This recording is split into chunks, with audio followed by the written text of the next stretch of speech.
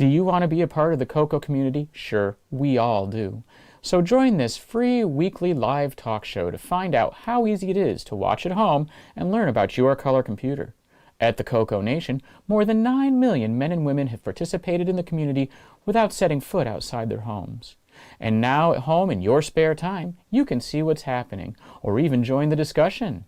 Choose from any one of these segments: panel intros, project updates, acquisitions, CoCo thoughts, featured interviews and events, the Game On Challenge, news, Ron's Garage, CoCo commercials, show coverage, panel goodbyes, or you can join one of our extra shows. You can choose from the Game On Challenge Live or CoCo Tech. Join the CoCoNation right now. Click the link for the free information TJB Chris spoke about. Then decide if you want to watch the CoCoNation Live Show, the world's leading live weekly talk show featuring the Tandy Color computer, its siblings, cousins, and red-headed stepchildren. Visit thecoconation.com. There is no obligation and no salesman will visit you. Visit thecoconation.com.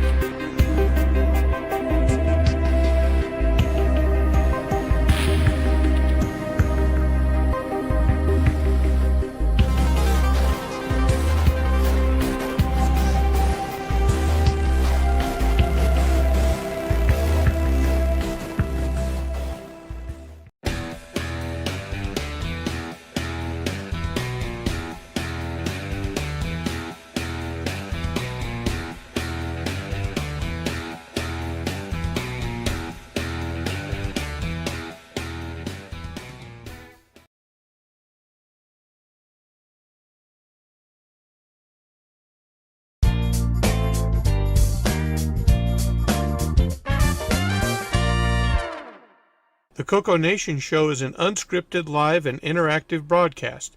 Anything can and will happen. The views and opinions expressed by members of the panel and the live audience are their own, and not necessarily those of the CoCoNation show, its sponsors, affiliates, or subsidiaries. Open minds are encouraged, and a sense of humor is recommended. Thank you for being a part of the CoCoNation.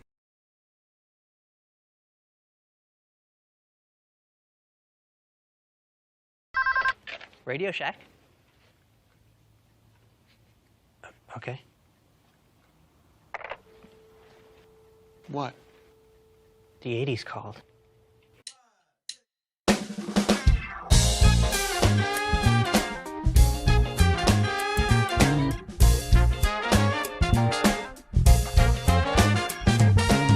Welcome to the CoCoNation, the world's first live and interactive talk show featuring the Tandy color computer and its hardware cousins.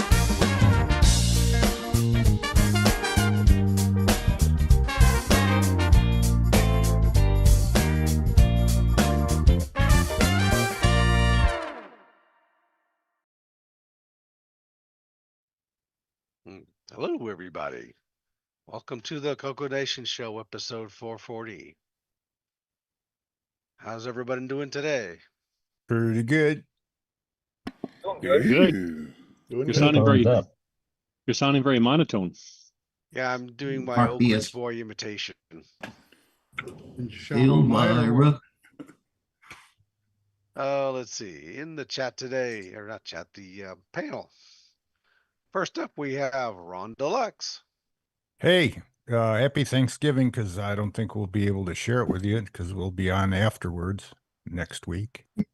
And today is the show 440, and it's a Mopar number. Ah, that's right here. True, true. Hey, Ron, have you lost some weight? Huh? Have you lost some weight? Yeah, I have. look- Yeah. You look thinner. You look good. Yep.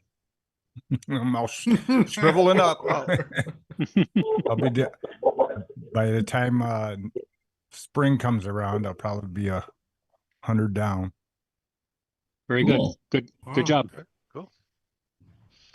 And all right, next up, Rick Euland. Howdy, folks. All right, next over, Bob Emery. Oh, hello, everybody. Welcome to the show. And we got Mark O. Hello there. Glad to be here today. And yours truly, the button pusher. Then we got Kevin Holloway. Hello, everybody. Jason, the CoComan.biz. Indeed. And I don't have a Diet Dr. Pepper, but I did recently go to Taco Bell. I'm sorry. And 440, when I hear 440, I think of the 70 centimeter ham band. So at about an hour, we're going to take a commercial break for you. An extended break. Yes, maybe. Yes. You can skip the news. And then next over, we got Wingnuts. Hey, good afternoon, and I'm out here at a park. We're going to be testing some antennas. I know it's not CoCo related, but I'm going to be here listening in. Hey. Yeah, we got ham people here. Hey, Are you going to be Coco. on 70 centimeters on 440? Maybe at some point, yeah. You have to. It's episode 440. Hey, Oh, don't okay, forget, all right, we'll do it. Coco UHF can to use go. an antenna. It's called WeFax. Ron said Everybody we drink. facts. Everybody drink. Did that. All right, and on the next row, we've got Ken Waters. I've got my extra large coffee, so I should be able to stay awake for at least half the show. Okay. Excellent. And Is the last but second not half of the least- show news? Yeah.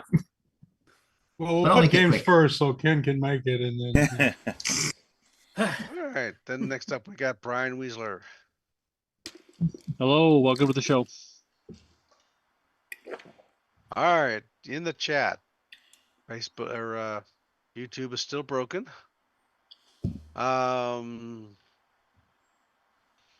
Refresh my memory. Who is ASARAND?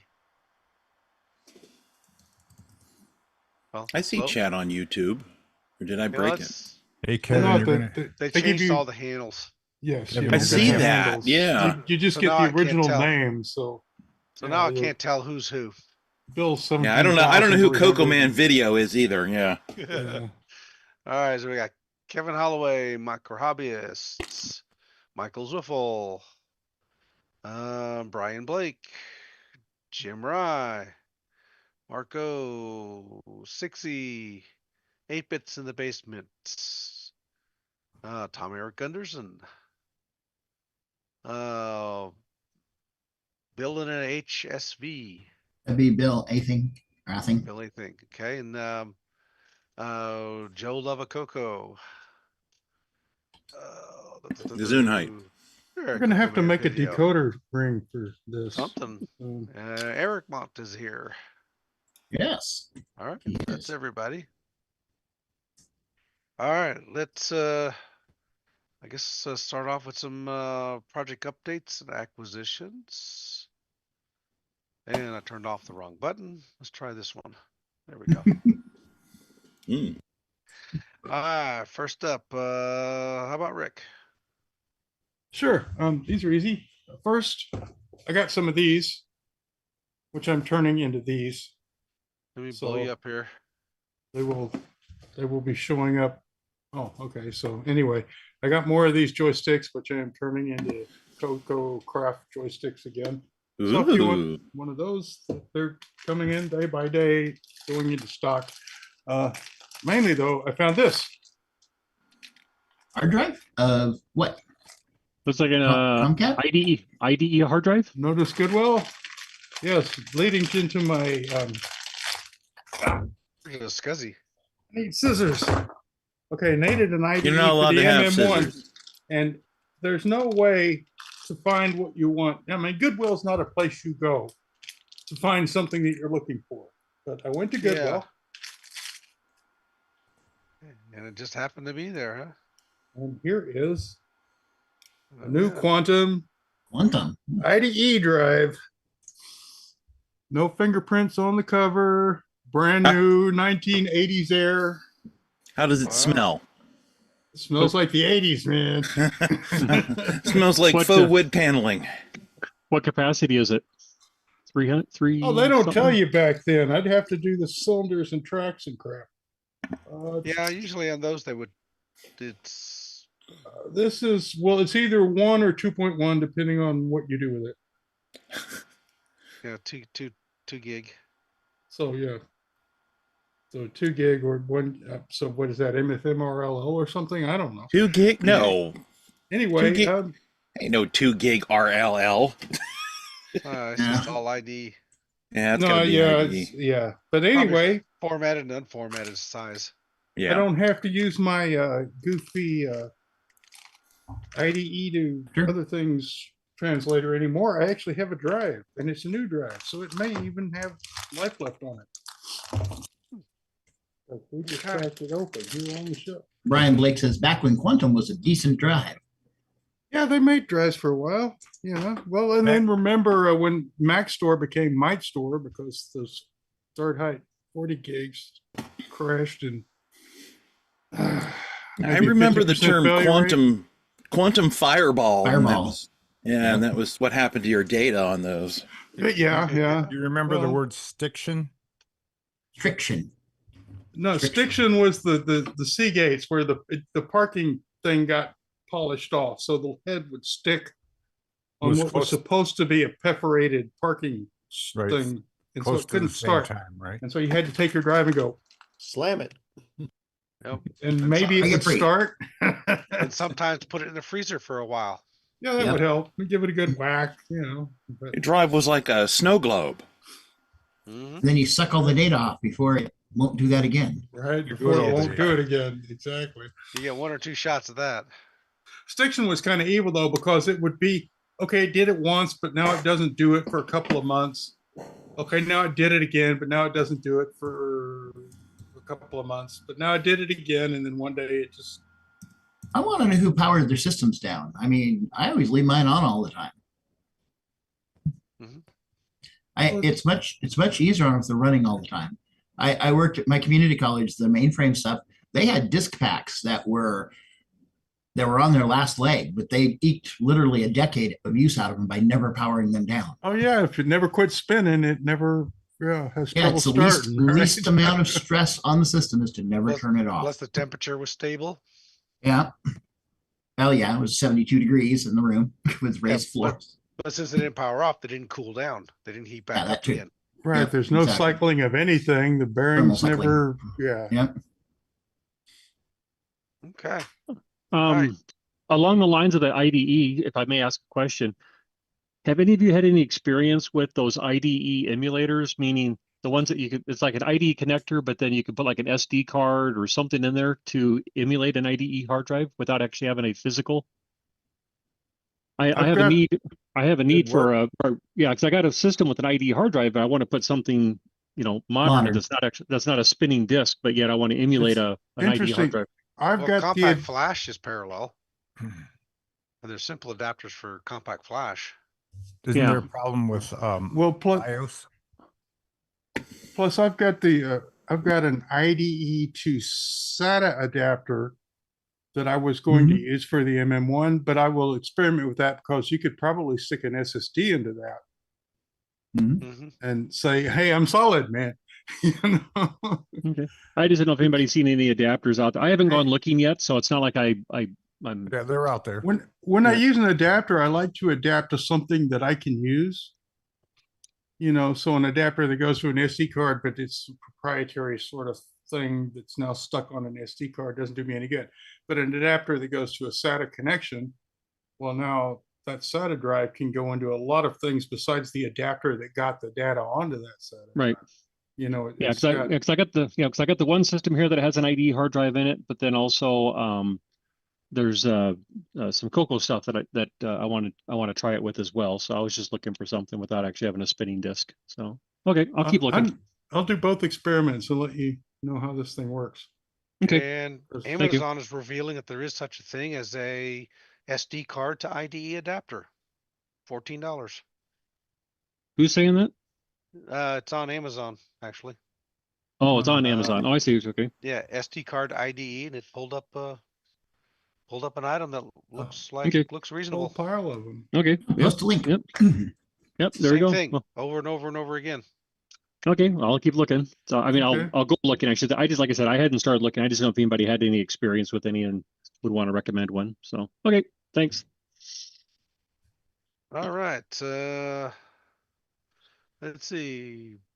Bob, you're up next. Well, is my audio? Yeah, my audio's on.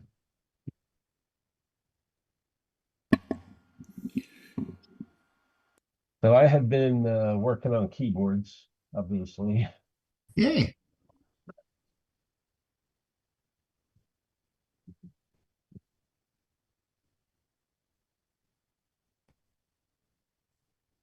He's got stacks of stuff back there. Do you see it? I don't know if Looks you like see he's it. in a stock room. Yeah. Well, how many stock rooms have an oscilloscope? Well, he's got his bench in there too, but I mean, it's got the spare slide projector and looks like tripods in the back. You may have to pull your volume up a little, Bob. All right, is the mic working? Yeah. Yep. Yeah. Okay. Well, so I think I mentioned recently Bill Athing printed some bezels for me that I did kind of made the 3D frame in KiCAD, and just kind of wanted to show one of them off if the lighting can cooperate. Oh, okay. We can see that.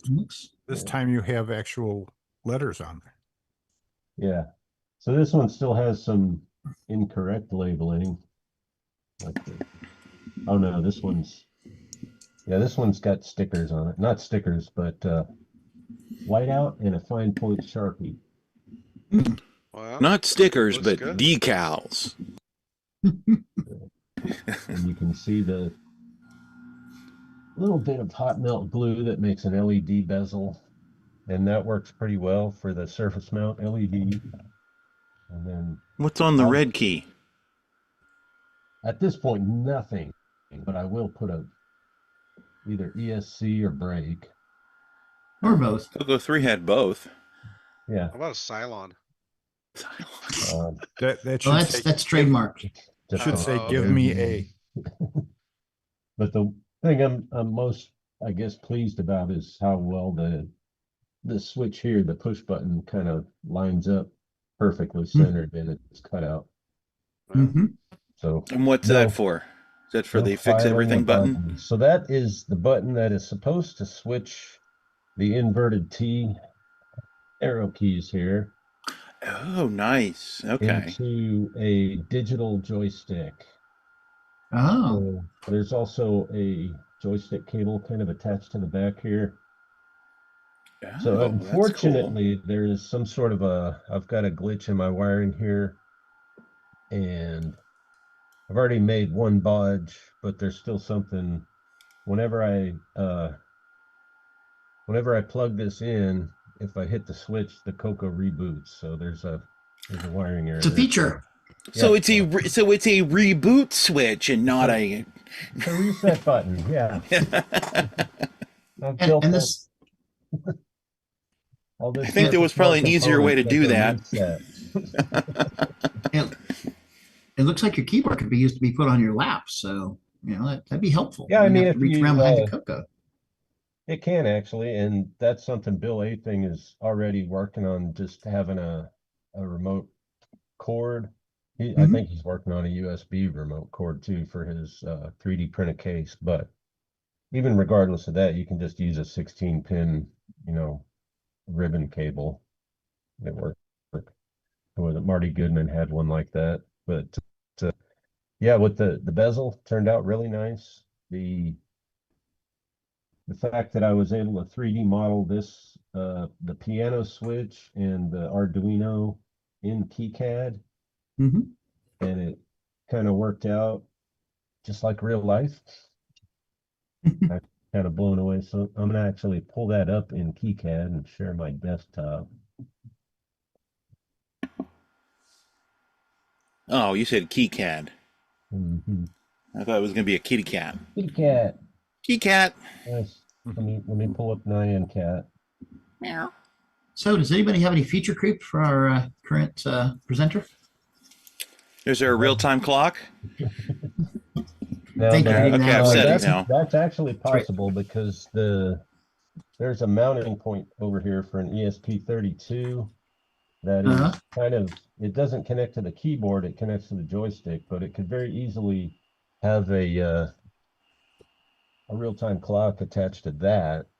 Okay, what about a sound chip then while we're at it? Bluetooth. Yeah, we don't have enough choices in that area. We'll leave the project to the MP3 guys. All right, fair enough. I can do my desktop. Can you build in FujiNet? Oh, nice. Look at that. Inception. CoCo Infinity. That's Bob Deluxe right there. All right. Oh no. Oh no. Oh, look at this. Hey, it's KiCAD. Meow. Meow. Meow. Hello.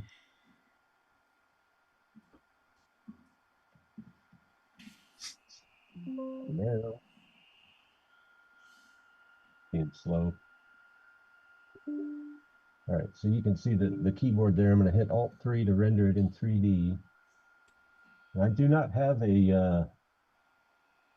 there's no microcontroller or anything on the bottom of that. The switches are not in the circuit at all. Kind of looks like an X-ray of your keyboard. I should start another 15, 20 things on that computer. Yeah, there's room for some feature creep in there somewhere. It's over and Oh, there we go. Surface mount chips there, and I'll turn on the through-hole component. Ooh. So there, yeah, you can see the 3D modeling of it there. And where are we going to put? None of that is in the schematics. It's just one of the pins. I attach the 3D models to the pin, and you can just like add layers of renders that way. Oh, that's cool. Yeah, the little images on your bill of materials, right? So I say this is that, and that's the image that it will pull up in your 3D model. So is that like an Arduino on there attached? Yeah, that's a Pro Mini. I get so spoiled though, because then the thing that I really don't know how I'm going to fit it doesn't have a 3D model. Right? Yep. Just a hole there. You can create your own, you know. Yeah. Well, if I did, then I'd know how to fit it, and I wouldn't need the stinking model. Yeah. It's kind of a chicken and an egg thing. You're paying it forward for the next person that needs to use that particular part. Yeah. So, and I'm actually building one of these into a kit right now that I'm getting ready to ship to a valuable member of the CoCoNation. Let's see if I can get the correct. No.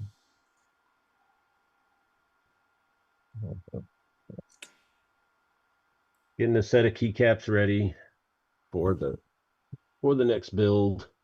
And then I'll probably build some more keyboards, and I'll start selling like maybe complete keyboards soon. Cool. But without joystick capability yet. No reset button. Well, yeah, if you plug in the joystick cable, you've got a reset button. Oh, see, it's not an issue. That's a feature. Yeah, I'll go ahead and drop this in here just so you can see the fitment. And again, you got the magnetic connection for the Arduino. This won't be there. That's just prototype.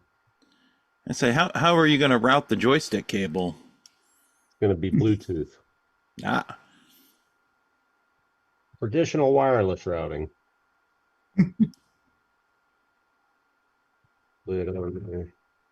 So I'll be able to reset my CoCo via Bluetooth. I don't know if that'll work, but maybe. But it looks it looks official. It's pretty nice. Maybe a little bit taller, a couple millimeters taller, but you have dual alt and control. Nice. Is that what that is? I don't know. It's moving around too much. Yeah, we got control alt here. There we go. F1 and F2 here. Oh, okay. It looks so different. See if I can. I'll plug in the USB. See what the LED does. Stay tuned, folks. We might have live smoke. Take your Dramamine now. Right?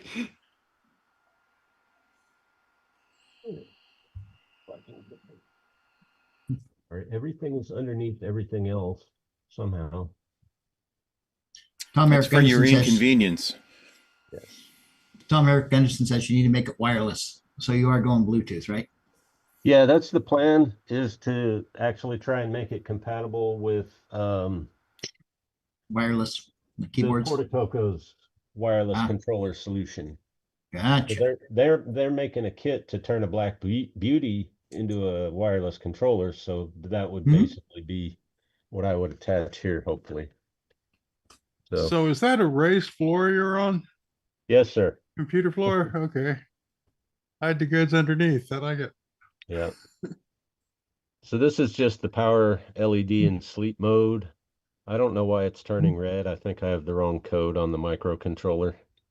Should be turning. I don't know why it's turning red. Famous last words. Red alert! Red alert! And then if I turn this on, that's what you need. You need a little sound enunciator on there. You have a little red come on. So then it's coming on in turbo mode there. I don't know why it's in double speed mode. Ooh. Feature. It's a nice, yeah. And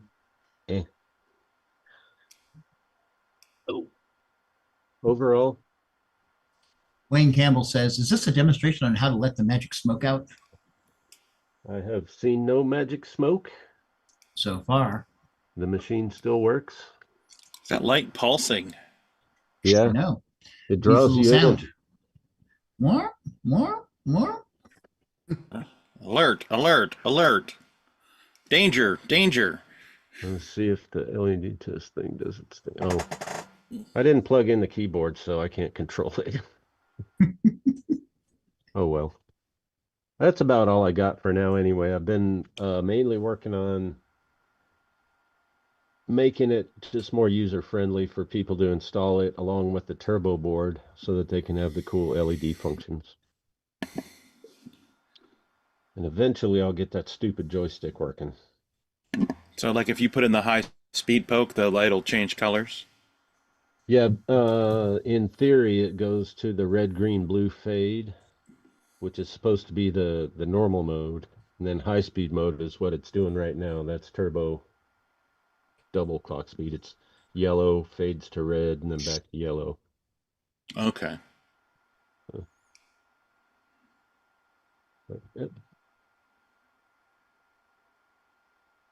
I don't even have a ribbon cable on there. Yep.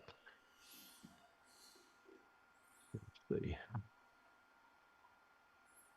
Turbo board. All wired in. Somewhere in there, there's an original CoCo. It's under all that other stuff. I've seen a couple of pieces of it here and there. Yeah. You removed the RF modulator. That little art. It's not stock anymore. Oh, tiny amplifier there. Yeah, it's not. Right, little amplifier you posted the links to. Yeah. It's handy when you don't have a audio output hooked up. Right. Yep. You get something. Yep. Anyway. Yeah, the new keyboards are nice. I'm just happy that the keyboard part of it works. And I'll be happier when the joystick works, but for now, right. I got it. Okay. Let's see. Oh, I guess I had a little item. Cleaning out Mom's house, I came across this little gem. Says Radio Shack on it. Oops, wrong direction. Oh, it's the little, and it's got the magnifying thing in the middle, right? So you can. Yep. Cool. Catalog slide it over words. 261313. So this was Very used for printer layouts because you've got your scale for your 10 characters per inch. All your different then, font, yeah, pitches or whatever they called it. Yeah, there's a 1/8, 1/12 up here on the top one, and I think down here is your 10 characters per inch. It's a 15-inch ruler, so it goes all the way to 150. So, yeah, Very cool. just found that amongst other things. That's from a time when computers existed mainly to print things out.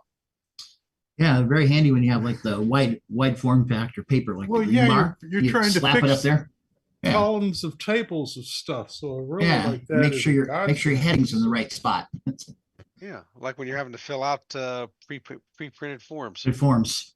and Yep. measure your coordinates. So, I want all one. right, I think that's it for project updates. Yep. Okay. Do you want to take our first break and then go into Probably game on. game on Unless- first? Unless Ken's not ready.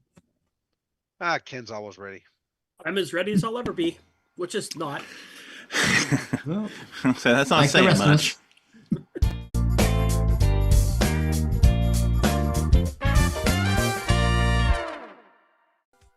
Hello, everyone. It's your good buddy, your good pal, Amigo Aaron, joined by that dastardly The Brent from ARG Presents. You're watching CoCoNation. I feel like that should have been longer. The CoCoNation Show would like to thank the following patrons: AC's 8-Bit Zone, Alex Gare, Alan Huffman, Barry Tompkinson, Boysen Tech, Brendan Donnie, Brian Walsh, Brian Weasler, Ciaran Anscomb, Coconut Bob, Daddy Burrito, David Ladd, Derek Smithson, Diego BF109, Don Barber, Eric Canales, Frederick Segard, Glenn Hewlett, Graham Wabke, Grant Leedy, Henry Garnhart, Henry Strickland, Jason Warrens, Jeffrey Drywater, Jim Mullis, Justin Larson, Ken Reichard, Kevin Holloway, Michael Hill, Patrick Euland, Paul Fiscarelli, Paul Shoemaker, R. Allen Murphy, Richard Harding, Rob Inman, Rocky Hill, Steve Bateson, Terry Trapp, TJB Chris, Tom C., Tom Gunderson, Tom S., William Athing. Thank you so much, patrons. If you would like to support the CoCoNation show, sign up at patreon.thecoconation.com. Hey everyone, I'm TJB Chris, and I'm watching the CoCoNation live show, and so are you. And probably shouldn't be pointing that thing at you. Enjoy!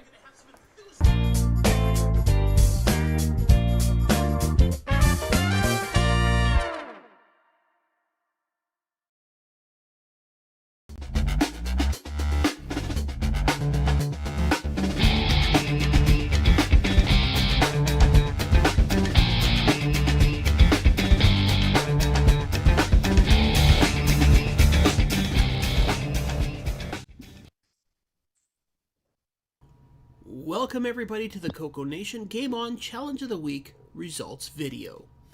This week, we played Pinball. We had a total of 13 players.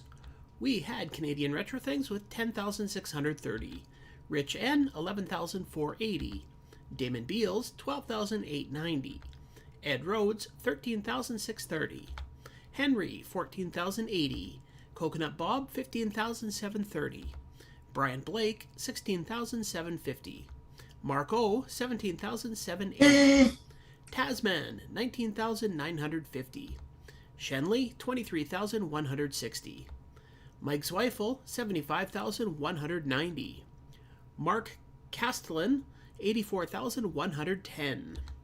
And this week's number one score belongs to Dr. Ted with 94,120.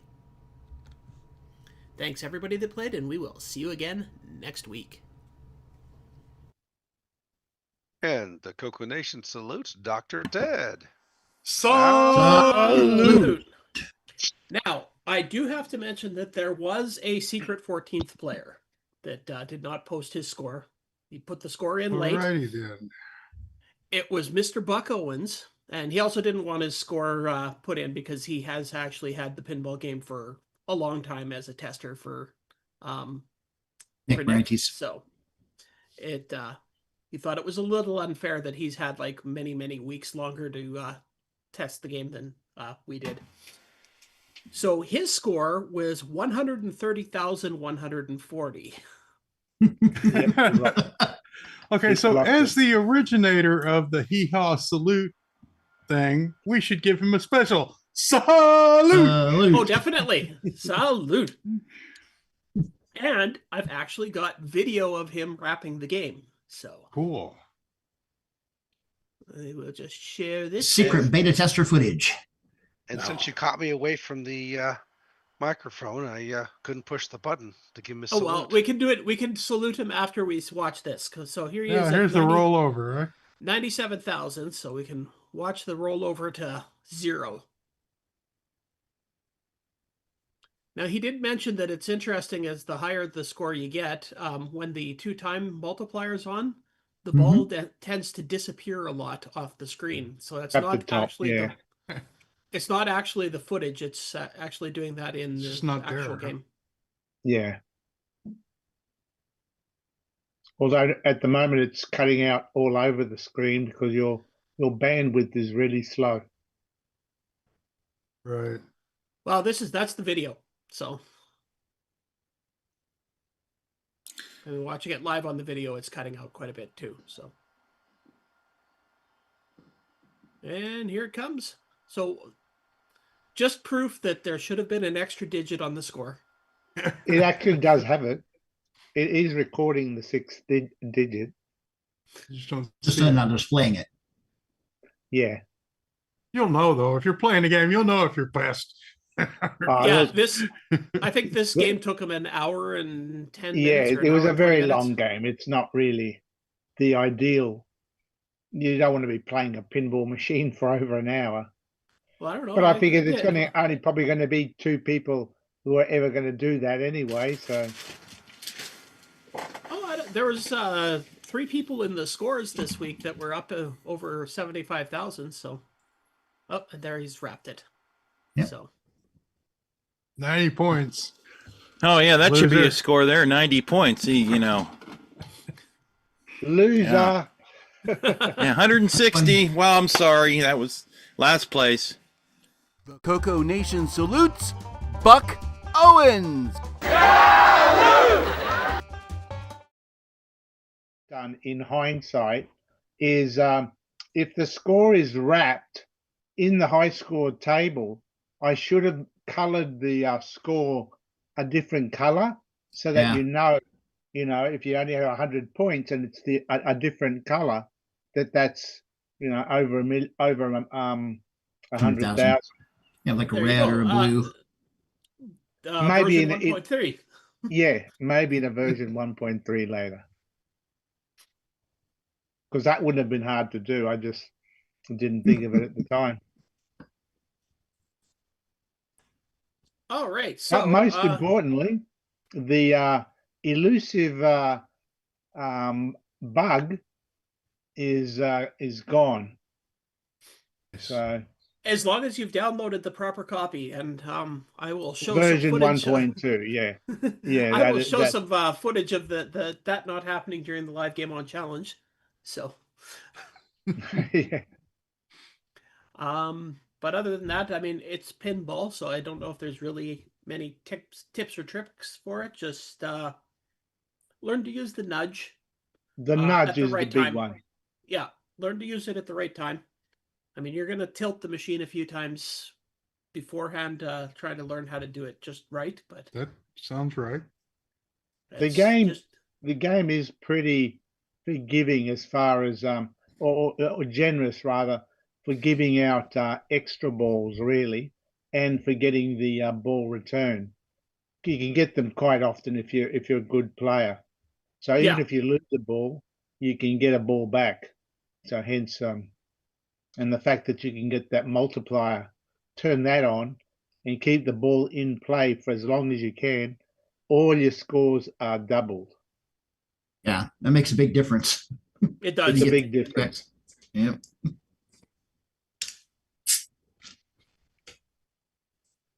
So, yeah, I don't know. Is there anything else you wanted to cover on this game, Nick? Or Oh, not really. I mean, it's, as you say, it's pinball. It's my pinball, so it's not 100% accurate as far as the ball physics is concerned. I just did what I could with limited mathematical capabilities, but it plays fairly well. It still looks and plays like pinball. See, I thought being Australian pinball, the board would be upside down.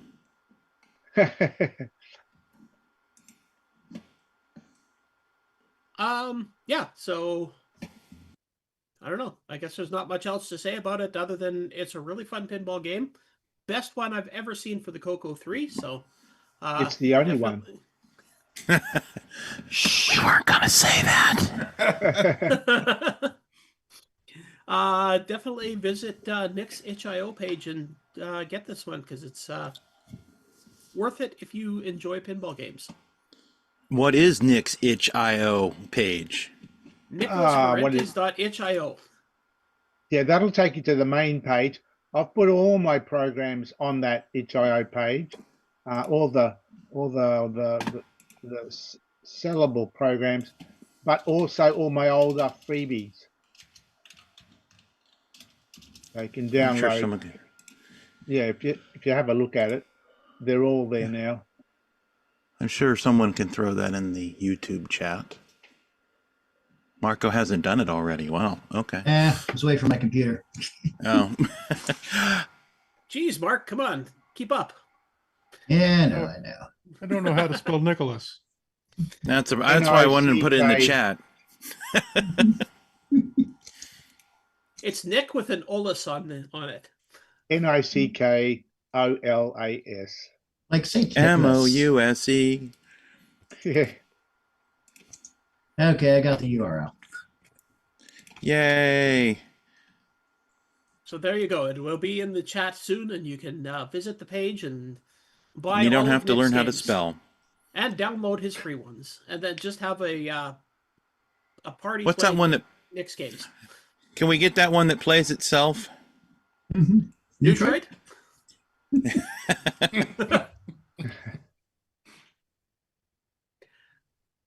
This pinball isn't Neutroid with a different skin on, is it? Yeah, it could be. We're waiting for the Neutroid skin for pinball. Oh. It'll be great. All right, so yeah, pinball, go get it. It's awesome. The other game that we played this week was Chopper Strike. And yeah, I don't know what to say about that game. It's fairly hard, actually, unless you're who was it that was playing it on the live game? There's been a few scores on it anyways that absolutely blow all my scores away, so The biggest thing to get used to on that game is that you can shoot up or down, but you have to be moving in that direction.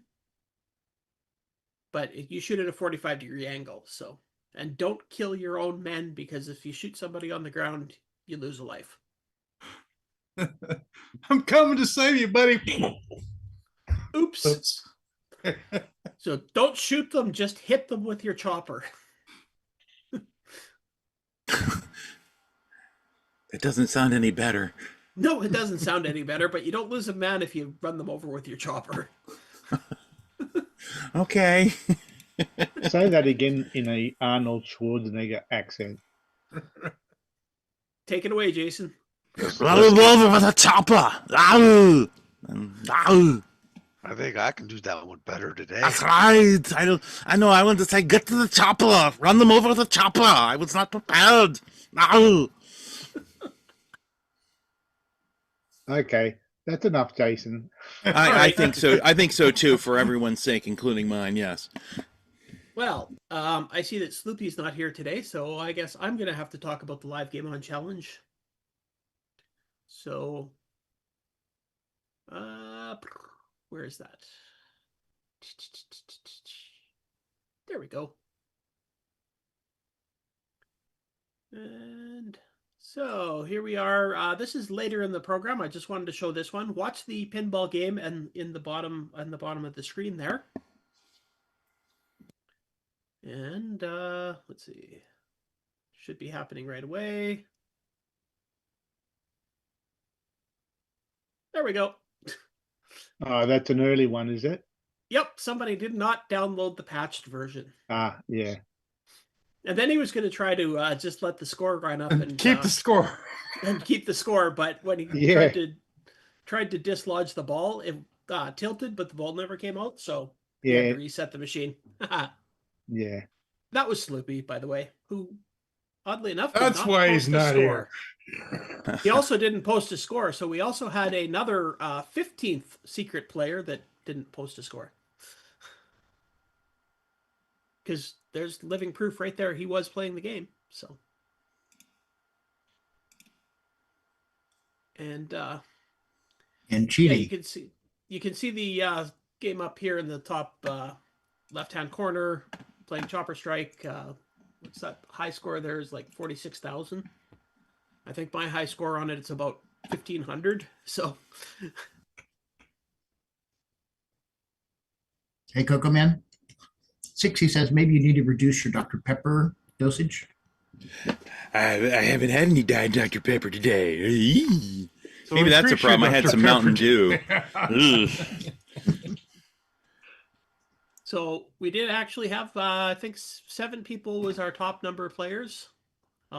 So it was a pretty successful game on Challenge Live. And mostly, except for, I believe, Bob in the top corner there, in the top middle there, most of us were playing the games of the week. So, and mostly pinball. So Bob just decided to be different and played a different chopper game. That was just the first attempt, and I found the right one later. Oh, okay. I just thought you were trying to be different.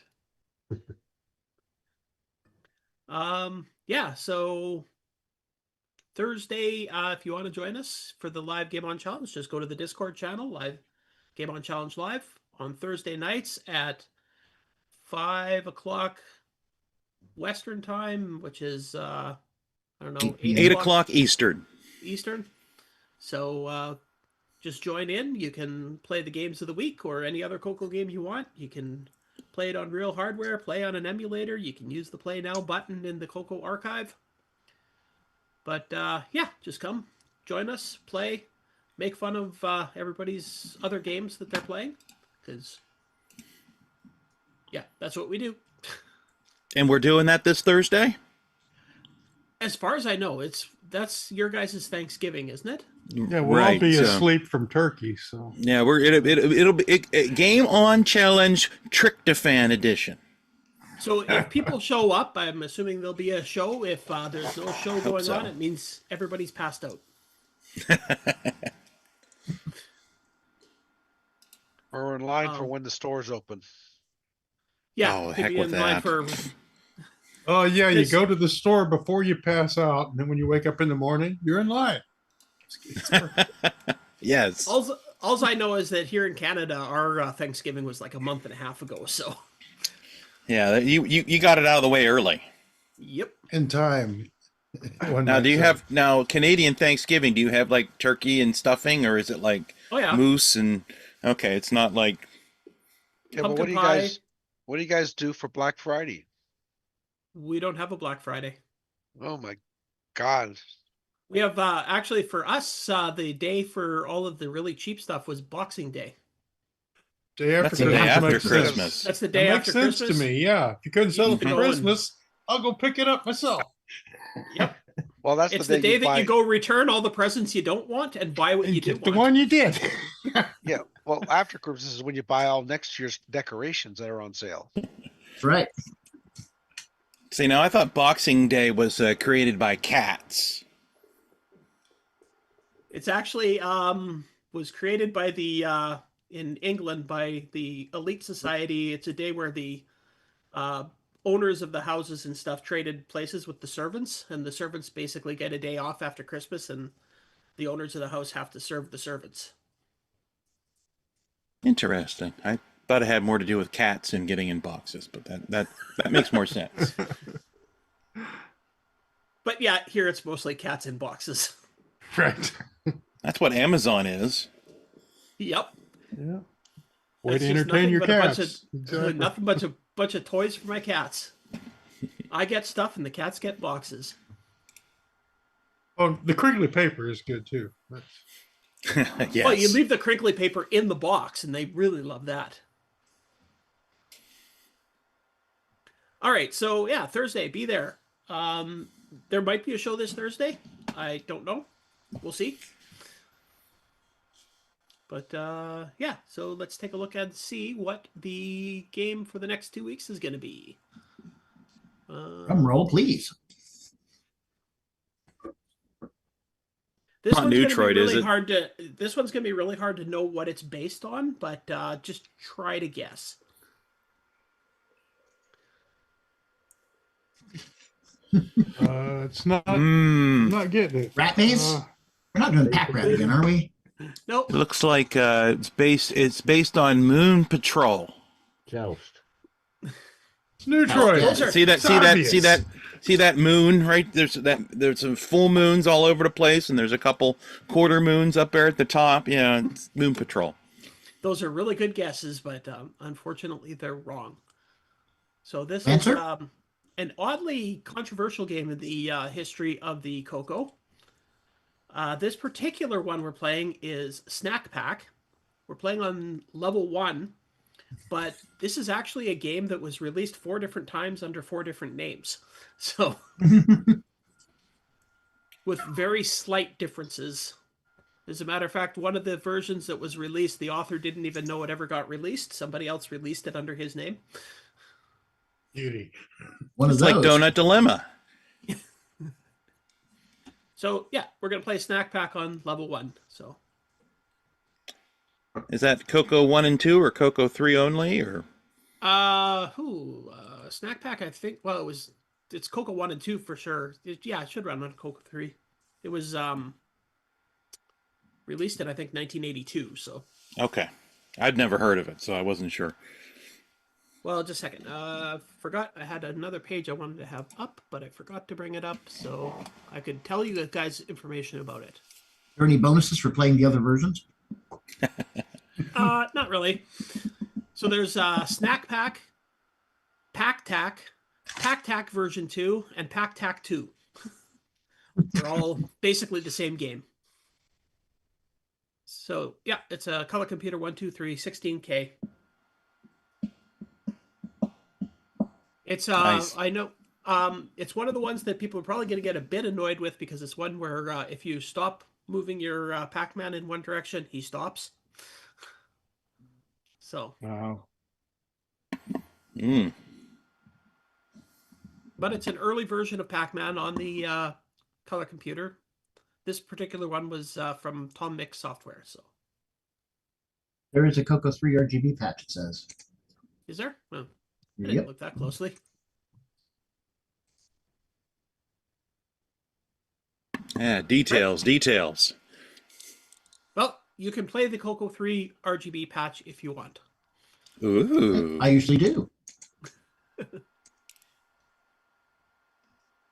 But that's all I have to say about that. So shall we move into some Dragon game news?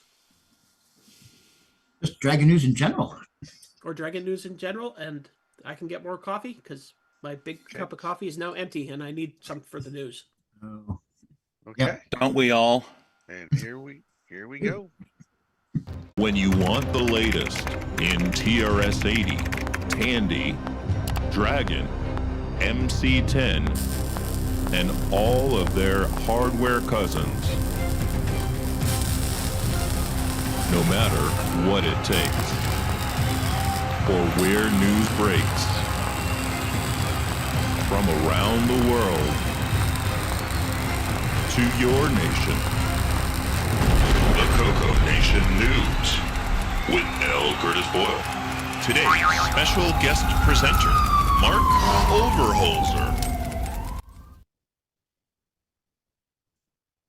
Nice. I know. I got my own. Oh, intro. that's great. I did not expect that. Very powerful. Marc. Thank you, Rob Inman. What? Before we get started, I was wondering if I could just show a little bit of Facebook's marketplace for Tandy stuff, because I don't know how many people out there got a new machine or anything, but before you get started with your stuff, can I just show it real quick? I'm okay with that. Sure. All right. So how do I share? So is this all Tandy stuff or just color computer or? Well, you'll see. Let's see, share. And then this one, share. Can you see it? We have a black screen. Ah, there we go. Okay, if you see, there's two cases here, Tandy, for floppies. Right. $5.25. Yep. $30. That's probably the best deal so far. There's one other one that's good, but if we scroll down, there's a cassette player for $55, a high resolution joystick interface for $130. So wow. Ouch. Pricey. Yeah. Yep. There's some a bunch of of color script set. $25. Color script set. $130 for a high-res joystick interface? That's laughable. Hey, well, how about I buy one of 169? Pros for a lot less than that. There's about 169 for the there's one more button laughables mouse. coming. Color mouse. Let's just keep going. There's Oh, the calculator. yeah, more games. Look at okay. Let's just keep going a little bit more. And what do you see? Color Computer 1, 16K. Yeah. Yeah. What else they got here? That vintage Things Jada computers to us. equipment. It's worth a lot. What else can we find? There's a Black Beauty joystick here. There's a couple of diskettes. Did you see that color mouse back up there with $169? Yeah, $169 color mouse. Yep. I have I have you guys stuck on the side so I can't see everything, but there's just a whole bunch of stuff here. Whiz Kids. Those are pretty rare. There's two of them. Yep. Okay, that's all. I just wanted to show that there's all this stuff. You know, if you look up just Tandy and you scroll, you'll see stuff. And it's pretty cool to see. Thanks. No, you're welcome. We all needed a laugh. Yeah. Right? Did you see also there was a dragon? I posted it on Ron's Garage. There's a dragon for $460, I think it was. Does it have the box, at least in the box? Okay. Yeah, it was a Tano. Yep. Somebody paid less than $100 for that. I'm sure I have a high res around here somewhere. I'll sell for less than $160 to someone. Right. Yeah, I'll do $159.95. Oh. Free shipping? Yeah, probably. You had to think a minute. Free domestic shipping. Right. Domestic, yeah, exactly. Yeah. Okay. So, in deference to our European followers, we are covering the Dragons 32 and 64 news first. First story up is Ciaran Anscomb has announced the next release of XRoar version 1.10. This is mostly bug fixes and some indexing modes on the 68309 NMI arming, non-maskable interrupt arming, 6809 undocumented behaviors. Main thing is changing to disable the B-Sync by default in an effort to fix some of the choppy sound this has on platforms other than Linux, especially if XRoar application lost focus. He's asking for people to test it under Windows and OS X and report how it works. Anyway, we have a link to the World of Dragon archive where he announced the story. And if you're not a member, you should. Even if you're not, don't have a Tano or a Dragon, you should probably get on there because a lot of cool stuff happens. And the XRoar download page. And these are all in the show notes, by the way. Please join the Color Computer Discord, and you'll find the show notes in the news and announcement channel. You should write that down, which one that is. Anyway, you'll find it. Just ask for directions. Hey, do you have focus on Rick Ulin? Focus, man, focus. Hey, there we go. There we Thank go. you. There is the XRoar. There is the XRoar download page. Anyway, you can also search for XRoar emulator, and you will find this page anyway. Thank you very much, Ciaran. We love all the there work was you this do. first release where he released it. So yeah, Leaks it. Okay, next up, Tony Jewell has posted about a game playing competition on the Dragon and the MC10. It was done at the Retro Computer Festival in Cambridge last weekend. They had Pacu Pacu on the MC10 and Lava Jump, Ghost Rush, and Flagenbird. He also has a question for Steve Bamford, author of Flagenbird. Is it possible to score more than 64 points? And see the comments about that. So Steve Bamford did Flagenbird, and all the rest of those would be our own Paul Shoemaker. MC10 alert. Yep. Anyway, glad people getting together in real life and hanging out and talking about computers they love. Okay, moving along to story number 3. Richard Harding posted a 300 DPI high-res scan of the graphics used on a t-shirt for the Cuthbert's Club We Got It Taped t-shirt. See comments for the low-res version of the graphic. That's a Facebook post. Is that the one? Yeah, okay. Anyway, always cool to see swag. I have CoCo swag, Radio Shack swag as well. And Microdeal was a big deal. A lot of games out for the Dragon and other computers. Next story. Julian Brown posted an update to several of his projects in the for the Dragon while mentioning that he only has limited time to work on these days. So there's a Facebook post. Thank you, Julian. Let's see. He also posted about the LM1889 and the BDG replacement that he is looking into. And he is now working on replacing the MC14529. That's an analog switch multiplexer. Unfortunately, the cost of a small production run is going to be quite expensive.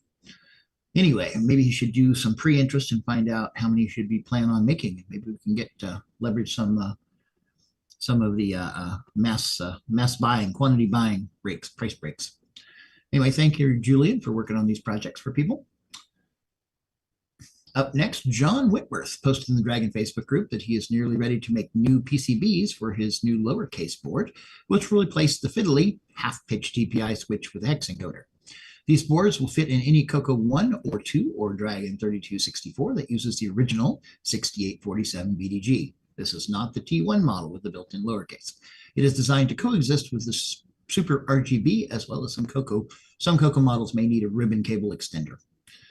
Anyway, just show John that you're interested. Let's see if we can get some of those made up. And the last story we have for the Dragon this week is Ricky Elksum, ELQASEM, posted about a new version of the Dragon Maxduino device, which comes with a 2x larger screen. Photo is in the comments. Got the right story there, Rick? I saw there were 2 links there. Here's the other one. Okay. There we go. That's right. There's a Facebook group post and then youmakerobots.com. And we have pictures. Excellent. So this looks like a handheld. Probably Maxduino is one of the Arduino family with the This was a 32-bit processor. So it looks like they're doing Dragon, probably XROR emulation on it. Nice. And stick an XD in the side, and away you go. Cool.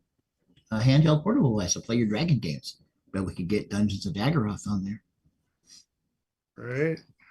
Anyway, that wraps it for the Dragon news this week. So glad stuff is happening, both here in this side of the pond and the other side of the pond. Okay, what do you want to go on with the regular CoCo news? Sure, but this link is going to get, let's see, I just hit ads. Or did you want to jump down to the Game On news? Let's see if I can get around these. We've only got 4 stories on the Game On news. If you want to hit it first. Okay, let me scroll. Game On. Hey, it's hard to be disorganized as we are. It takes extra work.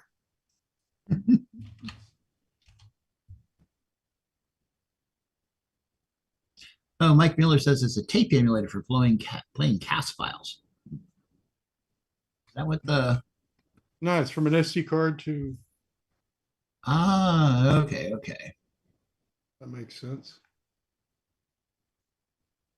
Okay, so basically you load your CAS files onto the SD card, and then it sends them out analogs so you can load them. Oh, that's cool. The screen, though, I guess, is for selecting your stuff. Cool. Thank you, Mike. That would benefit even CoCo people, too. So definitely something to be interested in if you're like loading the original cassette files.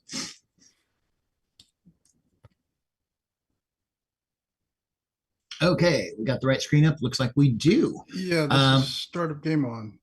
Yeah, Pere Serrat announced the 73rd game pack of AGD converted games, the game design engine ported from the ZX Spectrum, which adds 4 more games. We have Pac-Man, Roust, the Joust clone by the author of Android RX, SQIJ, and the Tree of Ener, and Terrapins. Anyway, these are found on the World of Dragon archive. If you don't have a membership, better go get one. There's a little process to get onboarded there. They'll probably get back to you in a day or 2, but once you have one, it's really great. Anyway, these all play, of course, on the CoCo 1 and 2. And so thank you very much for all the work being done, both sides of the pond here. Yeah, I'm looking forward to try that Joust. Yeah. Roust. Oh yeah, right. Yes, but you know what I meant. Hey, then it'll become Lancer versus Joust versus. Right, we didn't have enough of those kind of games already. Yes, we didn't have enough controversy already. We need some more. Just like sound solutions, didn't have enough. Okay, Jim Gary, we got that one up next. Jim Gary has posted a link to a YouTube video showing off brief clips of some of the more advanced MC10 games. Yep, that's for those. Oh, look at that. That's not bad at all.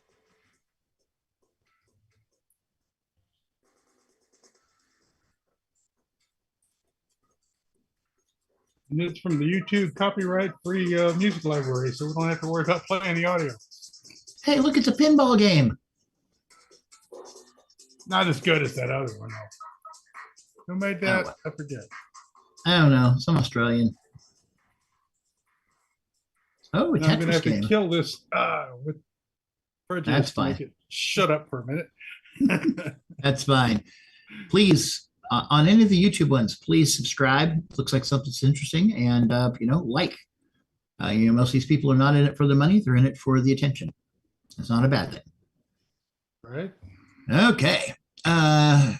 Gregok 1973 on YouTube has released a couple more CoCo game play videos, including The Adventures of Johnny Zero. Marc and Mike Anderson, but the year is unknown. Cool. Let's show some of this. Did you do anything cool? Anyway, yes, a hammer. The hammer is here. Use it. Use this pen. Okay, Interesting. we'll Adventure use game. it. Adventures. It's a graphical adventure game, probably from a magazine or tape magazine. And the other one is Addiction Solitaire. Yeah, this is going to take me a second. I have to shut this one up. Stop! And I have to load this one over here. I need to get ahead of it a little bit. Addiction Solitaire, originally by Ben Elzer and Kevin Miketon from While we're in Compute. this square, we can, of course, course, And it converts to the MC10 by Jim Gary. squares. Thank you, Jim. So there's a certain strategic element to this game in terms of figuring out where to start. It's like he's giving tutorials. That's kind of cool. Tells us to. We just have to press the P key. I can't get the audio straight out for some reason. It's No problem.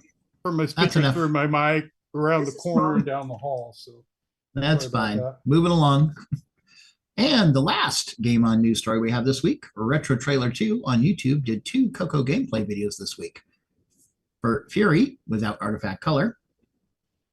Hey, look at that. Wonder what he's playing on. Must be an emulator.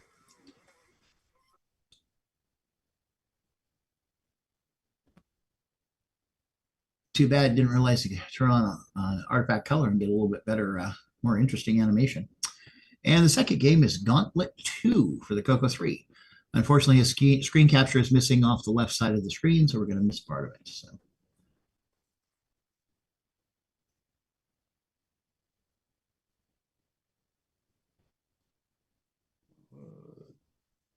It's kind of nice.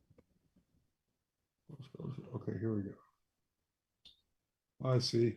We're kind of. Have we played this on the Game of Challenge?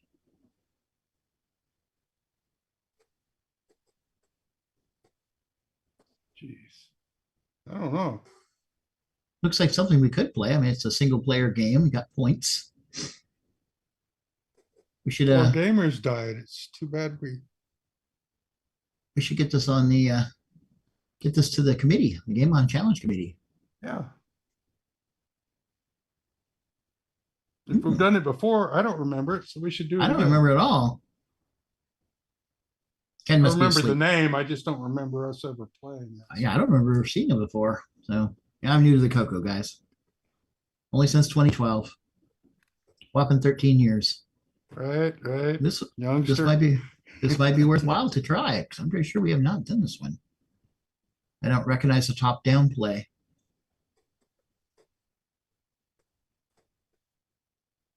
Definitely, it's a nice look. Okay, That's well, pretty. that's yeah, it is. The colors are nice, and if we could see the whole screen, it's probably more interesting because we're missing over here. We're missing Yep. over here. There's Yep. players that aren't here. Yeah, this is mini gauntlet. Yeah. Gauntlet 2. Okay, well, that's the last news story under Game On. Rick, let's jump back on up to the CoCo 1, 2, 3 news. Back to real life. Yeah. Hey, we might see this again as a Game On challenge soon. Right. Okay, so the Microsoft link doesn't work. Here's the GitHub. Here's the GitHub. Okay. The first link. So I think it's John Gwynn posted on the CoCo list that Microsoft is releasing the source code for Zork 1, 2, 3, originally by Infocom, and it was acquired by Microsoft through a set of buyouts over the years, making it open source, as posted by Scott Hanselman, Vice President, Developer Community, and Stacy Hafner, Director of Microsoft OSPO. It appears there is a link in the show notes to open source Microsoft page. And basically, since they have access to the code, they've released it. So it's now available. Also, they have the says source in the Zork interpreter language. Says, I don't think this is the same as the one about to be released by Microsoft, but they do have GitHub links for this stuff. So anyway, so if you really want to see what the real code looks like, here's a chance for you to go find out. I think probably everybody should. Anyway, any comments? Hey, Mike Brandt showed up in the list here. Erico says that those AGD games should have its graphics transformed to P mode for artifact colors. They would look ace. Yeah, Erico said also a lot of stuff going on in that Fury game. It was one of my preferred action games. Thank you, Erico. Okay, next story. Rich Stevens announced an update to the FujiNet news application for the CoCo 3. It now supports 32, 40, and 80 columns, and the mode can be chosen live in the program while it's running. Most excellent. Thank you for leveraging the CoCo 3. And thank you for more FujiNet stuff. So, by the way, they're looking for programmers for FujiNet games for the CoCo and all the platforms. So it's great. I tried it out and I put it up on my Ron's Garage. Ron's Garage? Okay. I tried it. Yeah, it works great. Bill Athing says, I'm hoping that Microsoft releases the source code for Color Basic. Yeah, Bill, I would hope they would too. I mean, they've got the Dragon one out there, so why not the CoCo one? I mean, it's the same code, just re-tokenized. So I just haven't dug into the right closet yet to find it. Brett, find it. Yep, exactly. Hey, can we have Windows 11 so we can fix it? Right. That would be the source code we need. Okay, so what is this, Rick? The page is not available? David Graham has Oh, okay. went away. Okay. Well, there was a post on Facebook from David Graham about in the MM1 group. He's working on writing improved documentation for the XT board circuit that the MM1 uses. Well, it's working with XT keyboards. It does not do it in a normal way. Anyway, post unfortunately is now missing. Hopefully somebody will come up with it at some point. He also posted they would like to find someone who still has a working floptical drive. I think those are the old 20 megabyte 3.5 drives. It could also read write 1.44. And he may have source code for the MM1 K Windows system, an enhanced version of Multiview Kevin Darling wrote for the MM1. So do you have that second Facebook post? It just says nothing. Not available also. Okay. Anyway, so call out to all the MM1 people. If you have I'm looking to see. I think I might actually have a drive that will work. So it's SCSI. It's SCSI. Yeah. So if it works, I'm going to reach out to them. But I haven't posted yet because I haven't checked to see if the drive. I understand. Okay, is what I think it is. But yeah, I need to look and see. Most excellent. Thank you, Brian. Next story. Speaking of the MM1, James Jones posted in the same group that he is looking for replacements for the real-time clock chips that the MM1 used, which is the Dallas Semiconductor 1287, DS 1287. Since they're not made anymore. When you have to take a Dremel tool and cut the top off and to get the battery out. Battery connections in it. It's really nasty. Yeah. He's wondering if anybody knows of a way to get the chips that use the external replaceable batteries for them. Yeah, that might be a thing. Is if you could desolder the DS 1287s, maybe somebody could get set up with a jig and a CNC thing, and basically skim the tops off. Yeah, if they hadn't potted everything in epoxy, this would be such an easy job. But no. I've seen some YouTube videos where they use a heat gun to be able to melt the epoxy. Take the lid off. Yeah. And I'm thinking I want to do a quick bit of research. So before I say I'm wrong, but I think Necroware made some replacements. Well, that's what this link here is, Necroware. Yeah. Also, too, I'm looking for a link. I have a link that David Ladd sent me out to one of the PCB, and I'm actually looking to see. It's funny because I literally I dug it out of when I saw his post. I dug it out. I'm trying to find where I put them. I can do a little show and tell of what David Ladd has. Ocean Park. That's what it is. Ocean Park has a clock chip replacement. It's a PCB with a surface mount IC, but then it also includes one of those battery holders that are the little, the dime size or nickel size. Yeah, the little coin cell. Coin cells. Right? Like 16s or something. Yeah. Oh, shoot. It's convenient. It's convenient having everything built into the module, but it's a hassle when it dies because a lot of times the electronics live way longer than the battery does. The idea was it's a 10-year battery. Who's going to keep these computers 10 years? We don't need to do this. Yeah, and they last longer than that, but yeah. What did I do with that? Sorry, I'm talking out loud. Obsolescence. Right. I'm talking out loud. Sorry, guys. Yeah, no problem. We appreciate talking out loud. It makes for a better talk show. Brian, you're a member of the MM1 group, right? Well, I'm just looking to see where this is driving me nuts now. Oh, what did I do? What did I do with the? Now I may have to go offline here for a minute because for a minute? I will. I'm going to go crazy here. So let me mute for a minute. If I find them, I'll let you know. Let's Okay. save this post and come back to it. Yeah. Okay. Yeah, keep that handy. Okay, moving along. Alan Huffman, who worked for Microware at one point as a trainer, has his sub-ETHA software blog and has posted some more information that is MM1 related. Essentially, some of the source code for his company's sub-ETHA software did for the MM1, including towel, mega and mini banners, and more. There is a GitHub link, including CoCo source for other OS 9 sources as well at GitHub, Alan Huffman, sub-ETHA software. Anyway, thank you, Alan, for sharing all that to the community. And wow, 3 MM1 stories in a row. Cool. Things are heating up. Yep. Moving along. The Color Brazil Club on Facebook posted photos and some videos showing the new GoTech 450, which is a replica of the original CP400 CoCo clone dual disk drive unit. Got some And I'm pictures not here? a member, so all we get is okay. the sign in thing where Curtis had actual pictures, but Yep. the slacker. He just wants to Yeah, have a we should- vehicle or something. I don't understand that at all. Putting your life ahead of CoCoNation. Yeah, Bill Athing says there are YouTube videos showing how to hack those Dallas parts to replace the battery. Just an X-Acto knife and a drill to get there. It's an incredible pain, though. You have to be used Yeah. to cutting things open with an X-Acto knife and a drill. And it's pretty delicate work. I think there's a potential market there for somebody to, basically you send him your unit and he modifies it with the battery and sends it back for a Maybe I should reasonable cost.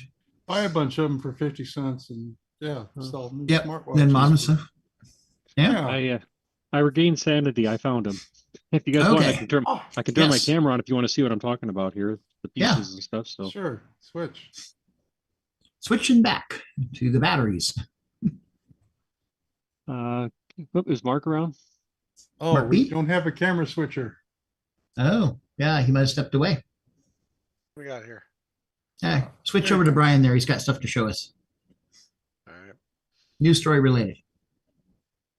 Okay, so I'll find the link here and we can share it out, but you can, I guess I'll take one out of the bag here. I bought 3 of these. So it's a little circuit board, yeah. Focus. With Not the on me. current version of the Dallas chip Mhm. and the That's not crystal. Got the spot for the button cell. not going to focus on me, is it? Yeah, it's Oh, that's focusing on the good. chin. There we go. That's That works. That works. Yeah, so you can see it here. So this is the one side of the board. So that's kind of Yeah. it without the glue all over it. So you can Right, just put so a you- battery in. Yeah. Yep. Right. Yep. So no, I can't stay away from me then. Okay.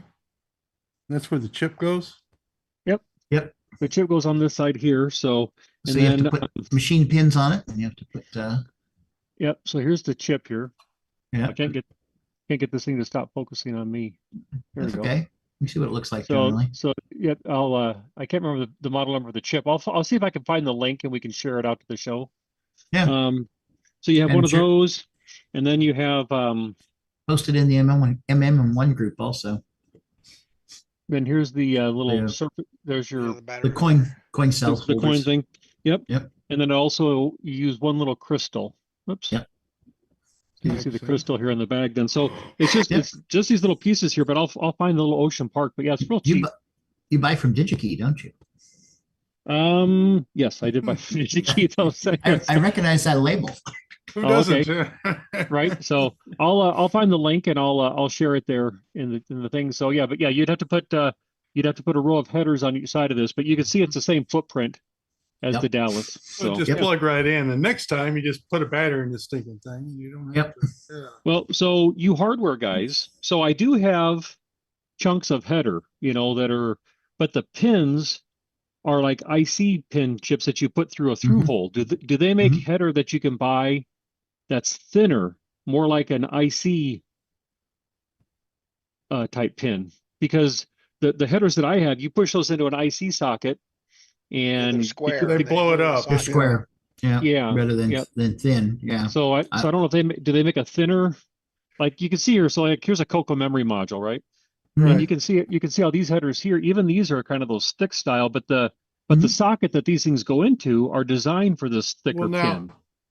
But like when you're doing the some of the IC chips, to go into an old socket or something, you'd be wrecking the socket on your motherboard. So shove this into it. Brian, they actually make, they're kind of sometimes hard to find. They actually make machine pin sockets, so they're not the dual wipe or single wipe. They're round. Right. Well, I guess where I was going with this, like, so to my left here is the AT306 that I talked about, right? And it has a Dallas on it, but I don't want to be I don't want to be soldering on this thing. Right. So You don't want to touch that motherboard socket. You want to just plug something into a socket without screwing up the socket. Right. So I just didn't know if they make thinner. Well, thinner here's headers, your solution. Buy a socket, stick it over the machine pins. That socket's wrecked, but now it's just got little socket pins that you can plug into your motherboard. Oh, okay. So you're kind of double stacking in a way, but you're but you won't be wrecking your motherboard. You'll be wrecking the socket you don't care about. Yeah, that's an idea. I mean, sockets are pretty cheap, right? So right. Yeah. So they do. I have some of these pin headers right here. If you can, my camera. MarcB. Yeah, we can flip over. We can flip over to Bob. I was searching for. 60 says. So yours are round. Yeah, those are round. There's a machine rather than. Those would go good with a machine socket, wouldn't it? They're a little thinner than the normal pins. 60 said look for 0.5 or 0.48 millimeter machine pins. That must be what Bob's showing us. The smaller. 0.5, okay. These go into sockets much easier. Nice. Okay.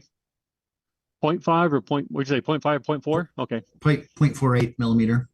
Okay. So the standard US ones are, of course, 10, I guess they're 10 per. Well, they're on 10 cylinders, but they're chunkier than that for the actual. Right. Yeah. I mean, you can get them in. You just have to kind of force a little harder though. But the problem is that now, but then it goes and flares out those pins. Yeah. Right. Yeah. But I mean, you're not going to be putting the Dallas chip back into it. So what do you do? 6 of one, half a dozen the other type of thing. But anyway, I'd go with the double stack. Wreck something you don't care about, and then go from there. So, okay. Thanks, guys. Yeah, 60 said the normal pin headers are 0.64 millimeter. Okay. Right. Yeah. Okay. Little, Thank you, 60. Okay. Are we done with the Necroware one here? Oh, yeah. We went back to that for. That's right. We went back to that. Yeah. Next thing is. I think it's Erico. Yep. Erico Montero posted an updated animated GIF. It's GIF.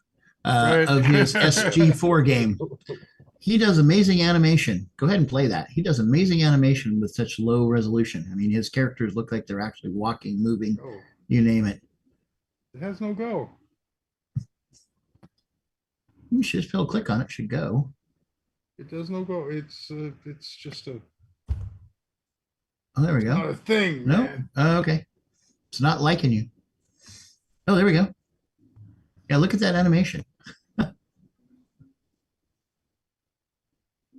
Oh, I have to hover over it and hover off, and then it animates. Okay. Isn't that great? I mean, you can tell it's a character. It has motion. It's like you get so much done with so few pixels. I mean, a few bits of information to draw a character with. Fantastic work, Erico. Always enjoy looking at your stuff. Speaking of a few bits, look at these shady characters.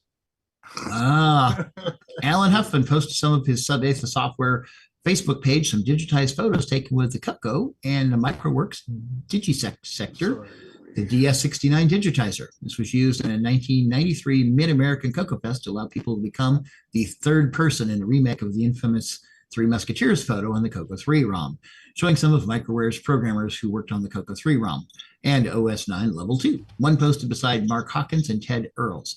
And there are some recognizable, to old timers anyway, people in the photo.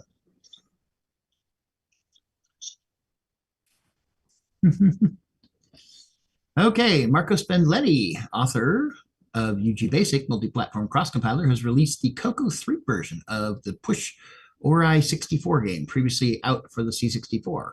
For free download, note the comments, there may be a few glitches while running on a 6309 base CoCo 3, which is newly added support for the platform. Anyway, this is available on itch.io at spotlessmind1975.itch.io.com. Push or 64 plus. Anyway, one thing neat about itch.io is once you set up an account, you can actually follow the various people, or once you buy one of their or get one of their things. And then tracks and will give you the stuff when you first log in, and it'll show you, hey, this is new. So I've seen this one the last couple of days. It's like, I should probably get that. Anyway, you can also get buy documentation for Micro Basic, UG Basic on itch.io as well. It's probably a good thing to have many hundreds of pages to look at. Cool. So we might have to be doing this for a game on sometime. Right. Okay. And the last story we have for the CoCo 123 is 8 bits in the basement. Go ahead, roll it. Super Shooty Aliens. Which is the best title ever. Which started life as a pencil drawn an eye patch. Alien's head that was converted into a bird using trickery and kind of cheating and whatnot, because I'm not great at drawing. I'm not sure I've ever seen an alien with an eye patch come up before. The number of missiles that fired, and it tried a different we're thing, shooting. and I kind of messed up the code, and I haven't really fixed it since, so it's kind of not looking great there at the moment, but I will fix it up. But as you probably saw there, that's nice looking. Two aliens screen destroying. It's very good for someone who didn't couple of years back didn't ever program in machine language. Yeah. He's learned quite well, and he's just listening to him, seeing what he's doing. He's doing all the perspectives too. We got vertical shooters and horizontal shooters. Right. And He's progressing very well. This was a stellar game back in the day. A stellar game today. Yeah. I'm glad he is using the semi-graphics mode too. You're locked into the sides of the screen. But on the boss level, which this will be, these aliens won't be attacking us at all. Thank you, 8 bits. I know you were on earlier watching us. Over on the screen, and also the numbers. There's code. I don't know what he's going to do with it, whether he's going to sell it or just get donations, but count me in. Yeah, I'll get it. Yeah, it's looking interesting for sure. I never mind kicking a few dollars to these people doing this stuff, you know?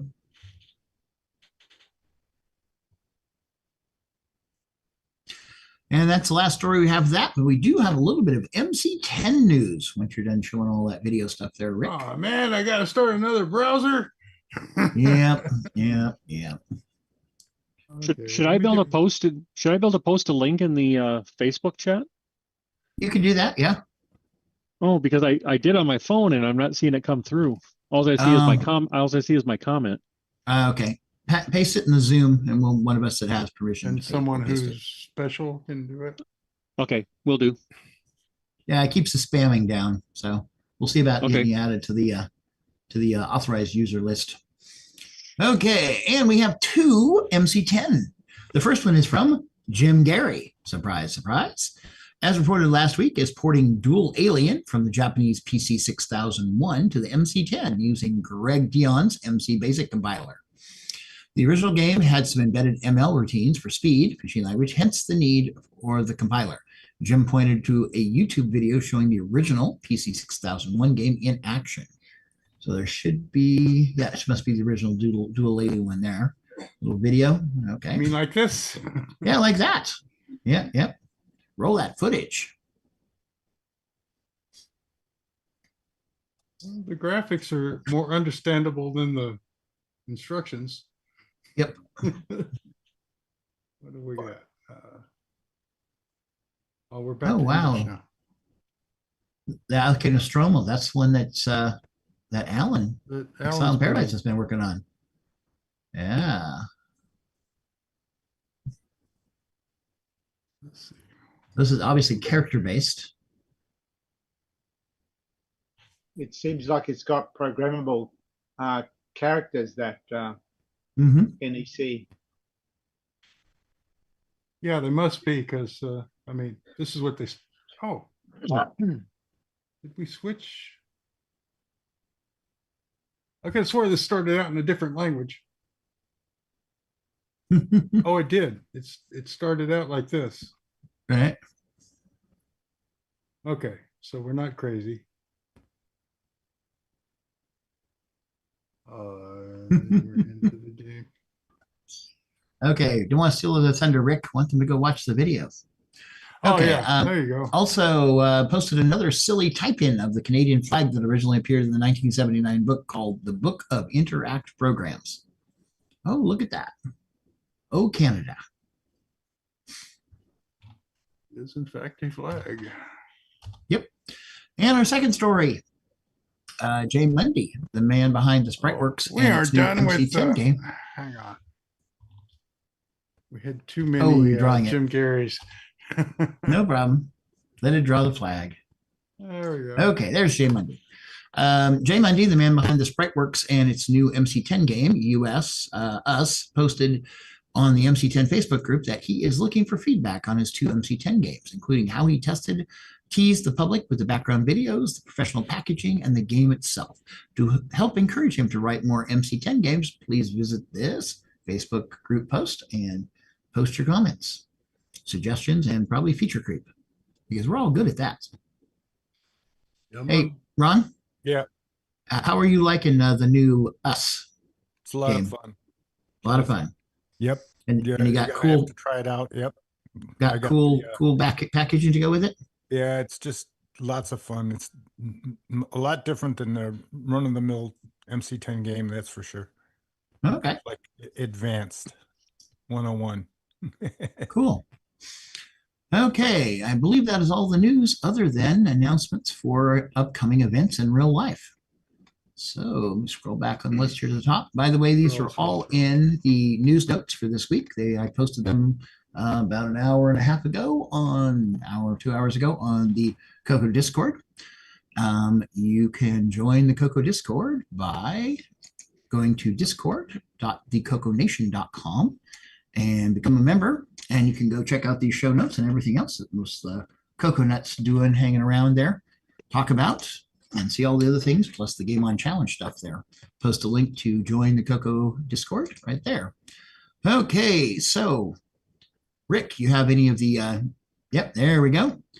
Okay, oops, back to the right tab here. Cool. Okay, so upcoming conventions. The World of Commodore, TPUG, Toronto Pet Users Group, I guess is the oldest continuously going computer club in the world, is hosting the World of Commodore, December 6th and 7th coming up, Mississauga, Ontario at the Admiral Inn. The show warmly embraces enthusiasts of all retro computer gear, not just the Commodore computer, although, as Curtis likes to point out, the Super Pet does have an 806809 in it, as well as the 6502, and runs OS2 Level 1, and making it to a cousin to the CoCo. Anyway, this is the World of Commodore. Looks like kids 16 and under are free. So anyway, 2-day event, December 6th and 7th. Yeah, I know there's a number of Canadian guys that go there, but I think Jim Brain's planning on attending this one as well. Okay. The World of Commodore. So maybe we'll get some video from there. Guy. That'd be nice. Our man in the street. Okay, coming up the end of January, the 24th and maybe the 25th, is going to be the next Tandy Retro Show, which is a virtual event that I will be engineering. And we're doing this in conjunction with the Glenside Computer Club and the CoCoNation, where we'll be slotting in a bunch of people to hopefully, I've only seen a couple emails so far. I'll have to check again. I forgot to check this morning.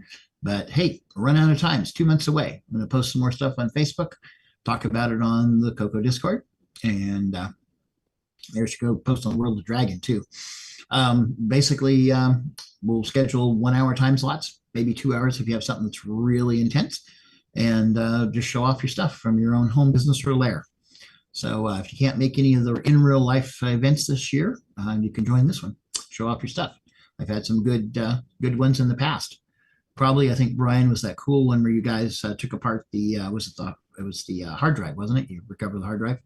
That was last year's we did. We talked about how we went about archiving the drive that was part of that belonged to Spectral Associates at one time. Yep. Right. Yep. That was a 2 hour 1 minute. It was worth every minute of it. Boy. Anyway, so coming up a couple months, send me an email. My email Curtis is, Curtis and I talked about doing another maybe 2 hour slot, because Okay. The like the machines that that Rick Eulen's looking at, the MM1s, the AT306. Curtis wanted to do something before the end of the year, but it's quickly Running out of dissipating. time. Yeah. So we're thinking about doing a 2-hour during your show there during the virtual CoCo That would Fest. be perfectly fine. Yep. I think you skipped one there, Rick, because we have the VCF Montreal coming up the end of January. DCF Montreal. Yes. Oh, but Frederick's not here. We can't possibly pronounce Saint Jean Richelieu. I've been meaning to capture that clip, send it to MarcB so he could just hit the play button. You might as well. Anyway, Canadian VCF, first one ever. Supposedly Sock Master is going to be there. Yay, John Kowalski. And supposedly Jim Gary's going to be there, and Frederick's supposed to be there. So it'll be cool. Let's see, meet these people in real life, see some of the stuff they're working on. Let's see. Anyway, find the link in the show notes or go to vcfed.org. That's the website that's showing right now. And look up the VCF events. You'll see the one for Montreal. Okay, moving along. Next thing on our calendar. Can we go to CoCo Fest? Now we can go to CoCo Fest. I want to go to CoCo Fest. By the way, if you have any events coming up in the next year, please get them to us so we can add them to this, because we're going to mention them every week. And that means your event will get, presented to this group. We get 250, 350, 400 views every week on YouTube for this, plus the live feed. So, if you get your event here, it's a good way to get it out there and announced. Okay. So the big one for us, CoCo Fest 2026. It is going to be April 24th and 25th. That is a Friday and a Saturday. And the hotel rates are locked in. Go to the Glenside Club and use the discount for the hotel. Get that stuff booked. Usually they have table registration usually about the end of January, beginning of February coming up. So anyway, looking forward to that again. We're going to have a CoCo 3 anniversary. CoCo 3 anniversary, right? Yep. We're going to have a very exciting auction this year, I think. So it's going to be a fun one to attend. Oh, yeah. If you pay attention to the Glenside stuff, they've got some interesting donations this year. Okay, also the same weekend is the first Latin America VCF. I think it's called LATAM 2026. And this is going to be in Argentina. So it's going to be 24th and 20th through 26th, same kind of as the our CoCo Fest, but this is going to be general purpose, general computers, and will be in South America. Anyway, there is a webpage link. It is going to be in Spanish. You'll have to translate it if you don't Espanol. And coming up right after that, 1 week after that, is the VCF Pacific Northwest that has returned. It is being sponsored by the Intrum Computer Museum, who has been doing these impromptu things for the last couple of years, which I've attended a few of those because they're only about 4 hours away from me. Anyway, this one is going to be actually slightly south of Seattle in a place called Tukwila, Washington. And that's going to happen on May 2nd and 3rd, which will be the weekend after CoCo Fest. That is all the events we have on the calendar so far. Please, if you have any more, get them to us. You can send them to the CoCoNation. I can't remember. I can't remember the email for CoCoNation that goes to everybody. I should get that written down. You can post it on Discord. You can post it in Facebook. We've got a CoCoNation Facebook group. You can post it there. Get stuff to us. We can get it on the list and get it mentioned. And let's see, checking up with the chat here. OS2. Yeah, that was me. Did I say OS2? I meant OS9. Sorry if that was me. I used OS2 for a long time, and I still have lots of copies of it. Anyway, new person posting. Cat Kisser, TRS-80 was my first computer back in the 1980s. Well, welcome. Thank you for joining us today. Well, MarcB, that's all the news. I tried to drag it out as long as I could. Do you have anything else new to talk about? Right. I'm going to throw my face up to discourage you and to encourage you to moving on. I did get the link into the meeting chat here if someone wants to put it out there on. Yep, I can do that here in a moment. Once I find the right window.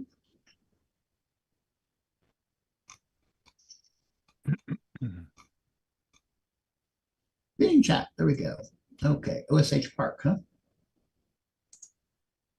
And this is for what product was it? Oh, this is for the little Dallas Semiconductor replacement board, right?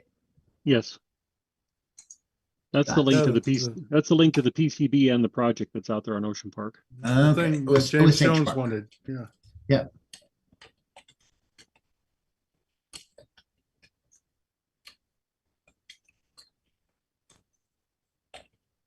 And I did the, I've done one that was the drilling out the side of it and stuff, and it's very precarious. Yep. Yeah.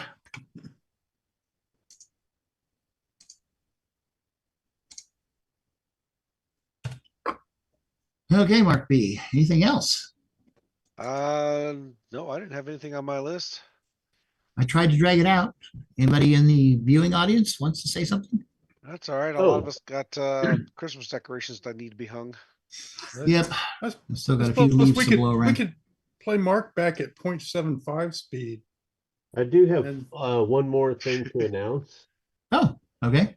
I'd actually tried to arrange this a little while back, and I just got an email confirmation from Retro Hack Shack. For anybody who has an RGB to HDMI that they bought from Retro Hack Shack, and you've been holding off ordering the audio board for the RGB to H because it's like $35 with shipping. For a limited time, there's a limited number of them available. If you enter coupon code CoCo, you'll basically get it for the cost of shipping. Oh, Black Friday sale. Right? The first one. Yeah, that audio board's a nice little add-on. Absolutely, I love it. You have a link for that? A link for that, retrohackshack.com. Okay. If you go to, and if you're not sure about that, if you go to his YouTube channel and then look at his look at the bio, he has a link in there too. Yeah. Look Just at remember your- the coupon code for the audio board. And I requested that it be mainly for people who previously bought it and, you know, because they didn't get all the boards together and then they had to pay individual shipping and all that. Right. So just trying to help people out. Yeah, it's good support for his channel. He's a good guy. He does a lot of good content. Well, we ready to run the outro then? I think we are. This concludes another episode of the CoCoNation, the world's leading live interactive talk show featuring the Tandy Color Computer. For all things the CoCoNation, visit us on the web at thecoconation.com. We'd love to hear from you. Send feedback, suggestions, even segments via email to show@thecoconation.com. The CoCoNation show would not exist without the community and its cast and crew. The CoCoNation theme song, copyright 2022, D. Bruce Moore. Mixed, mastered, and produced by D. Bruce Moore. The CoCoNation is over. Join us on the CoCo Discord server. CoCo forever. And Mark B, we're planning on streaming next Saturday like usual. Yeah, as far as I know. 2 days after Thanksgiving, it's probably going to be fine. I'll be here. We should all be woken back up by then. Okay. I mean, Sure. you know, Black Friday stuff is over and 441. Turkey's digested and yeah. Yep. Okay. yeah, I mean, we're into the turkey leftovers, so of course that'll be the theme of next week's show. Right. Leftovers. Turkey leftovers. We'll have a special We guest. got the theme. There you go. We'll have a special guest. Ooh. Curtis. Oh, yeah. maybe. Could be. I forgot about him. We're doing well. You know, you done a good job, Mark. Yeah, made it through. Yep. Thank you, Mark B. Yeah, when Curtis isn't here, is the only way I can actually make it through a whole show. I'm sorry, I just can't drag it out. I don't have as much background as Curtis does, so. It's got too damn much to talk about. I learned a lot of things in the last 13 years, but I just don't have as much background as Curtis does. So But you have a kind, soft voice. It's nice. Oh, thank you. Yep. Curtis has a whole field of gopher holes. He does. True. We didn't get Oh, into yeah. a single one today. Well, I'm always willing to have you jump in to help lengthen things out, you know? Well, I did a little bit, so. This is getting very professional. Oh, we try, but we're just here. We're having fun. Yeah. All right. Well, let's call it a day. Okay. All right, we're Yeah. Alrighty. Till next week, guys. Bye, Bye, everybody. y'all. See you next week. Been wonderful. We're sorry.